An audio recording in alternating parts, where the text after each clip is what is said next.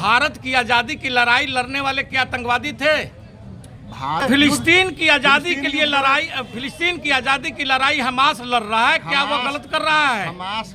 Hamas जो लड़ रहा है वह आतंकवाद का तरीका अपनाया हुआ है। ये कौन बोल रहा है? ये पूरा विश्व का संगठन बोल रहा है। और इजराइल को छोड़ करके हमास के बारे में यूएनओ क्या कह रहा है? वो बोल रहा है कि वहाँ हम आपका गाजा में जो फिलिस्तीनी नागरिक है, आप हमास जो आप पर आक्रमण किया उसको मारिए, खोज के मारिए। लेकिन जो वहाँ पर 23 लाख लोग हैं जिनको चारों तरफ से घेर करके वहाँ पर रोटी के लिए आप दुभर कर दिए हैं, पानी के लिए उनको न दवाई मिल रही है वहाँ के नागरिकों को, इसको आपको मारने का कौन अधिकार दे दिया है? आपको जानकारी होना चाहिए कि इजराइल के द्वारा कहा गया है कि जो वहाँ पर आतंकवाद में शामिल नहीं है वो कृपया कर अपना सही जगह पर चले जाए। इजराइल साम्राज्यवाद का विस्तार करना चाहता है, उसका बारे में बोला जाता है कि जितने भी अगल बगल के देश है उनकी छोटी छोटी जमीनों को हथिया करके एक बृहद रूप धारण कर लिया है, और जिसका हमेशा भारत जवाहरलाल नेहरू के समय से ही उसका विरोध कर रहा है, और अटल जी तक उसका विरोध होते आया है, और मोदी जी भी 16 तक विरोध किए हैं। अब क्या बात हो गया कि समर्थन हो रहा है? आज भी भारत सरकार फिलिस्तीन का समर्थन करती है। हमास रूपी आतंकवादी संगठन का समर्थन में आज भी नहीं है, ना कभी था। आतंकवादी गतिविधि रहेगा, उसको जड़ मूल से समाप्त करने का काम भारत करेगा। तो मणिपुर पर क्यों नहीं कार्रवाई हो रहा है? मणिपुर में और हमास का घटना में अंतर है, क्योंकि यहाँ पर हक अधिकार की लड़ाई, वहाँ पर भी हक अधिकार की लड़ाई लड़ रहे हैं लोग, मणिपुर में भी हक अधिकार की लड़ाई लड़ रहे हैं। नहीं तो ये हमास की तरह नहीं लड़ रहे हैं। हमास का तुलना और मणिपुर का तुलना एक साथ नहीं किया जा सकता। मणिपुर 4 महीना से मणिपुर की लड़ाई चल रही है। आप इजराइल और हमास की तुलना भारत के क्षेत्र से नहीं कर सकते हैं। कोई पत्रकार बोलता है सर, उसको भी आप एनएसए लगा देते हैं। उदासीन व्यक्तियों का द्वारा अपने पद एवं शक्ति का दुरुपयोग कह सकते हैं। धनबाद कोर्ट के सुप्रसिद्ध अधिवक्ता श्री एचएन सिंह जी, आज देश में 2 तरीके की बात हो रही है। एक तरफ इजराइल के द्वारा जो नरसंहार किया जा रहा है उसका विरोध हो रहा है, तो एक तरफ हमारे प्रधानमंत्री जी ट्वीट कर करके बोलते हैं कि इजराइल के हम साथ खड़े हैं, लेकिन उन्हीं का मंत्रालय बोलता है कि हम भारत के नीतियों के साथ खड़े हैं। ये क्या ऐसी बात है कि प्रधानमंत्री की अलग वक्तव्य आता है और देश के की नीति अलग हो जाता है? इस पर आप क्या कहना चाहेंगे? जहाँ तक इजराइल और हमास से जुड़ी हुई बातें हैं और देश की नीति है, तो भारत फिलिस्तीन और इजराइल के मामला में उसकी नीति स्पष्ट है। लेकिन हमास जो है फिलिस्तीन की फौज नहीं है, और हमास जो है आइडेंटिफाइड आतंकवादी संगठन है, और ऐसी स्थिति में भारत के लोग, भारत के शासक आतंकवाद के विरोध में सदैव रहे हैं और आतंकवाद का साथ नहीं देते हैं और न देंगे। हमास के द्वारा अनावश्यक रूप से इजराइल पर हमला किया गया, जिसको एक देश का हमला न मानकर एक संगठित गिरोह का जो आतंक फैलाने के लिए जाना जाता है और उसके द्वारा फैलाया गया है। हिजबुल्लाह, हमास, ये सारे आतंकवादी संगठन माने जाते हैं, और ये सारे लोग एक विशेषकर आतंक फैलाने के लिए मशहूर हैं। और इसलिए जहाँ तक इजराइल का संबंध है और भारत का संबंध है, तो यह जाना जाता है कि हर विकट परिस्थिति में इजराइल हमेशा से भारत का सहयोग किया है। भारत के भी जवाबदेही बनता है कि अपने दोस्त के विकट परिस्थिति में साथ देना के साथ छोड़ दे। पूछिए आप क्या पूछना है? आप जो बोले कि भारत हमेशा इजराइल का साथ दिया है, तो क्या अटल बिहारी वाजपेयी की सरकार जो थी वह क्यों बार बार ये बात बोलता था कि फिलिस्तीन की जमीन पर बैठे इजराइल को खाली करना होगा, और हमेशा फिलिस्तीन का साथ देते रहे अटल बिहारी वाजपेयी जी और नरेंद्र दास मोदी जी जब इजराइल गए, सबसे पहला व्यक्ति था जो फिलिस्तीन गया था भारत से कोई आधिकारिक प्रधानमंत्री, वह नरेंद्र दास मोदी जी थे और वहाँ पर उनको दिया गया था। और उस मंच पर मोदी जी बहुत ही खुश हुए थे और बोले थे कि यह हम अरब कंट्री में यह पहला हमें मेडल दिया जाता है। और आज कारण क्या हो गया है कि मोदी जी अमेरिका के दबाव में आकर के इजराइल का साथ दे रहे हैं, इस पर आपका क्या कहना है? जहाँ तक आपका आरोप है कि अमेरिका के दबाव में आकर साथ दे रहे हैं, इस बात से हम इत्तेफाक नहीं रखते हैं। अमेरिका का अपना विदेश नीति है और भारत का अपना एक विदेश नीति है। रह गई बात कि आज भी फिलिस्तीन के साथ में भारत है, लेकिन फिलिस्तीन में रहने वाले आतंकवादी संगठन हमास और हमास के कुकृत्यों के साथ न तो भारत देगा और न भारत की जनता उसके साथ है। तो जो क्या हमास में मारे गए लोग सब हम आतंकवादी हैं या फिलिस्तीनी नागरिक हैं? हमास में जो लोग हैं और जो हमास को साथ दे रहे हैं, ये सभी के सभी आतंकवादी हैं। मेरा सवाल का जवाब आप नहीं दे रहे हो। नहीं, फिलिस्तीनी होना और हमासी होना दोनों में अंतर है।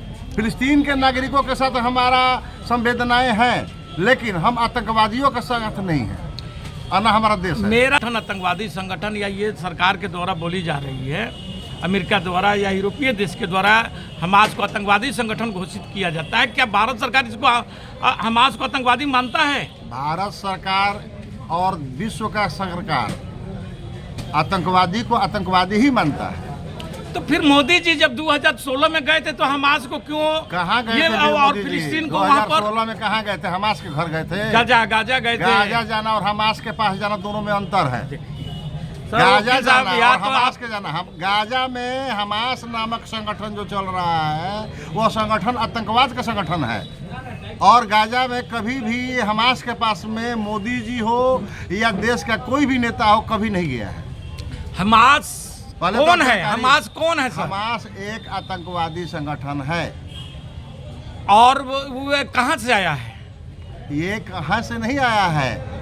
आप भी अगर अपराध जगत से जुड़ जाइएगा तो आप अपराधी कहलाइएगा। और तो अपराधी के साथ एक बात बताइएगा सर, एक बात बताइए सर कि भारत की आजादी की लड़ाई लड़ने वाले क्या आतंकवादी थे? भारत की आजादी की लड़ाई बात नहीं है। आपको लड़ना है तो फिलिस्तीन अपना घोषणा करे। फिलिस्तीन की आजादी के लिए लड़ाई, फिलिस्तीन की आजादी की लड़ाई हमास लड़ रहा है, क्या वो गलत कर रहा है? हमास जो लड़ रहा है वह आतंकवाद का तरीका अपनाया हुआ है। ये कौन बोल रहा है? ये पूरा विश्व का संगठन बोल रहा है। कोई नहीं, सिर्फ अमेरिका और इजराइल को छोड़ करके। हमास के बारे में यूएनओ क्या कह रहा है? वो बोल रहा है कि वहाँ आपका गाजा में जो फिलिस्तीनी नागरिक है, आप हमास जो आप पर आक्रमण किया उसको मारिए, खोज के मारिए, लेकिन जो वहाँ पर 23 लाख लोग हैं जिनको चारों तरफ से घेर करके वहाँ पर रोटी के लिए आप दुभर कर दिए हैं, पानी के लिए उनको न दवाई मिल रही है वहाँ के नागरिकों को, इसको आपको मारने का कौन अधिकार दे दिया है? आपको जानकारी होना चाहिए कि इजराइल के द्वारा कहा गया है कि जो वहाँ पर आतंकवाद में शामिल नहीं है वो कृपया कर अपना सही जगह पर चले जाए। इजराइल साम्राज्यवाद का विस्तार करना चाहता है, उसका बारे में बोला जाता है कि जितने भी अगल बगल की देश है उनकी छोटी छोटी जमीनों को हथिया करके एक बृहद रूप धारण कर लिया है, और जिसका हमेशा भारत जवाहरलाल नेहरू के समय से ही उसका विरोध कर रहा है और अटल जी तक उसका विरोध होते आया है और मोदी जी भी 16 तक विरोध किए हैं। अब क्या बात हो गया कि समर्थन हो रहा है? आज भी भारत सरकार फिलिस्तीन का समर्थन करती है।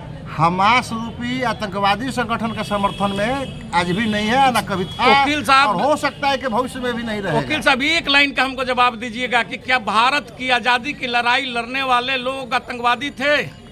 आप विषयांतर हो रहे हैं या आजादी की लड़ाई और आतंकवादी लड़ाई में अंतर है। फिलिस्तीन की आजादी की लड़ाई हमास लड़ रहा है, वो आतंकवादी हो गया। गांधी जी आजादी की लड़ाई लड़े, अपना सत्याग्रह चलाए, न कि वो जा करके किसी को उड़ा दिए, ठीक है, फौज बना करके जा करके किसी पर हमला नहीं कर दिए। तो सरदार भगत सिंह को आप आतंकवादी मानते हैं? सरदार भगत सिंह की लड़ाई दूसरी थी। वो अभी तो लड़ाई लड़ते थे, बम चलाते थे। वो बम नहीं चलाते थे। अगर एक व्यक्ति अपराधी होना और आतंकवादी होना दोनों में अंतर समझिए आप। और वो अपने हित के लिए लड़ा, उनको अगर मारा तो वो उसको मारा। लेकिन यहाँ पर फिलिस्तीन हमास पर इजराइल हमला करने नहीं गया, इजराइल पर हमला आतंकवादी संगठन हमास ने किया। हम अपनी जमीन को छुड़वाना, अपनी जमीन के लिए लड़ना, हम आतंकवाद कहलाएंगे? आतंकवादी कहलाएंगे? आप युद्ध का घोषणा कीजिए कि हम इजराइल से लड़ने आए, हम युद्ध लड़ने आए हैं।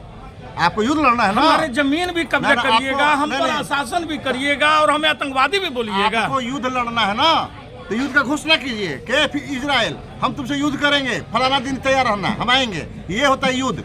और ये युद्ध नहीं है तो सुतल है, राती खरीद जा करके हमला कर दिए, मुआ दिए, इसको लड़ाई कहते हैं जी। अच्छा चलिए, क्या किसी देश को अधिकार संयुक्त राष्ट्र संघ देता है कि वहाँ के नागरिकों को घेर करके मार दिया जाए? बिल्कुल आप गलत परिभाषित कर रहे हैं।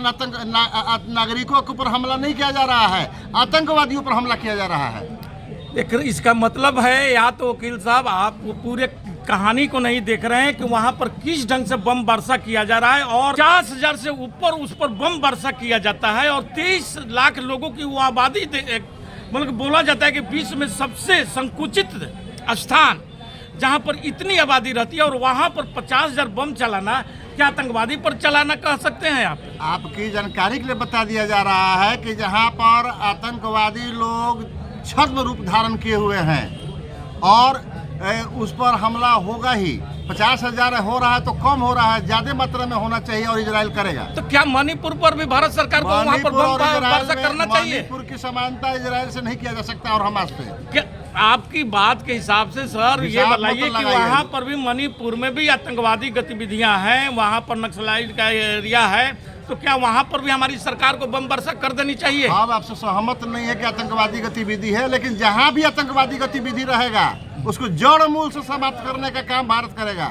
तो मणिपुर पर क्यों नहीं कार्रवाई हो रहा है? मणिपुर में और हमास का घटना में अंतर है। क्यों? दोनों में कैसे? अंतर है। कैसे? हाँ, यहाँ पे माने कि यहाँ पर हक अधिकार की लड़ाई, वहाँ पर भी हक अधिकार की लड़ाई लड़ रहे हैं लोग, मणिपुर में भी हक अधिकार की लड़ाई लड़ रहे हैं। नहीं तो ये हमास की तरह नहीं लड़ रहे हैं। हमास और मणिपुर में अंतर क्या है? बहुत अंतर है। क्या है बताइए? हमास एक आतंकवादी संगठन है, वहाँ नागरिक का विवाद है, नागरिक का कम बेसी विवाद हो सकता है। हमास का तुलना और मणिपुर का तुलना एक साथ नहीं किया जा सकता। मणिपुर में आतंकवादी की गतिविधि नहीं है, हमास की तरह नहीं है। वो क्या चीज की लड़ाई हो रहा है वहाँ? क्या आपको नहीं पता है? बताइए, बताइए। आपसे मैं पूछना चाहता अपना हूँ, राजनीतिक लड़ाई है। क्या राजनीतिक लड़ाई? उसमें कुछ लोग गुमराह हैं, वो मतलब वे कानून तोड़ रहे हैं, किसी का घर जला देना, किसी की हत्या कर देना, उसको आप किस हिसाब में मानते हैं? आज यहाँ पर हम किसी का घर नहीं जलता है, किसी पर हमला नहीं होता है, किसी पर 302 का केस चलता है, किसी पर आतंकवादी होने का केस चलता है। तो जो आतंकवाद फैलाएगा उस पर आतंकवादी का केस चलेगा, और जो हमला कर रहा है वो एक साधारण अपराधी अपराध किया, भावावेश में अपराध कर बैठा। उस दोनों में अंतर है। भावावेश में एक दिन होता है सर, 24 घंटे में होता है, लेकिन आज 4 महीना से मणिपुर की लड़ाई चल रही है। आप इजराइल और हमास की तुलना भारत के क्षेत्र से नहीं कर सकते हैं, आप गुमराह हैं। आतंकवाद में और इस ढंग की घटना में क्या दोनों का आप डिफरेंस मानते हैं? आप नहीं समझते हैं फिर आतंकवाद किसे कहते हैं, अपराध किसे कहते हैं। तो फिर सुप्रीम कोर्ट क्यों संज्ञान लिया? यहाँ पर आपको कोई व्यक्ति डराता है तो उसके लिए कानून में दूसरा धारा है, और आतंक फैलाता है उसके लिए दूसरा धारा है। दोनों का अलग अलग धारा है, अलग अलग ढंग से विचार किया जाता है। आपके देश में यदि कोई पत्रकार बोलता है सर, उसको भी आप एनएसए लगा देते हैं, आतंकवादी के नाम आतंकवादी धारा लगा करके उसको जेल भेज देते हैं, और आप कैसे उसको? इसे आप व्यवस्था में पदासीन व्यक्तियों का द्वारा अपने पद एवं शक्ति का दुरुपयोग कह सकते हैं। इसके लिए ये नहीं कह सकता है कि सारे लोग आतंकवाद फैलाने में बिजी हैं। वह किसी व्यक्ति का अपना व्यक्तिगत त्रुटि है सर। अभी आपको देखे होंगे कि दिल्ली में 30 पत्रकारों के यहाँ छापा पड़ा और सब पर एनएसए लगाया गया, यानी आतंकवाद में संलिप्तता का आरोप लगाया गया, और वह धारा के अंतर्गत उन लोगों को अरेस्ट किया गया है। इस पर आप क्या बोलना चाहेंगे? अनुसंधान चल रहा है, रिजल्ट आ जाएगा सामने। अनुसंधान चल रहा है, विश्वास कीजिए, भरोसा रखिए भारत के अनुसंधान संस्था पर। मतलब आपकी इज्जत चला जाए, आपका इज्जत बर्बाद कर दिया जाए अनुसंधान के नाम पर, आपको जेल में भर दिया जाए, अनुसंधान चलते रहेगा? आपके ऊपर शक मिला, कुछ मटेरियल मिला होगा, तब आपके ऊपर कार्रवाई किया जा रहा है। अगर आप निर्दोष रहिएगा, अनुसंधान ऐसे कोई दुश्मनी रखता नहीं है, तो क्या भारत मिलेगा, क्या भारत चलेगा। सर, भारत सरकार एक अभी बिल लेकर के आया है अभी सत्र में, और उसमें लाया गया है कि पुलिस को और ताकत दिया जाए, तो आप क्या उसका समर्थक हैं? पुलिस को अगर भारत महसूस कर रहा है कि पुलिस को और ताकत मिलनी चाहिए, तो आप एज ए नागरिक भारत का, एज ए मीडिया भारत का, आपको क्या आपत्ति है पुलिस को अगर अधिक ताकत मिलती है? तो अपराध पर नियंत्रण करने के लिए पुलिस के पास में सक्षम शक्ति होनी चाहिए। पुलिस अभी में रखती है पूछताछ के नाम पर, आज उसको बढ़ा करके अब 3 महीना कर दिया गया।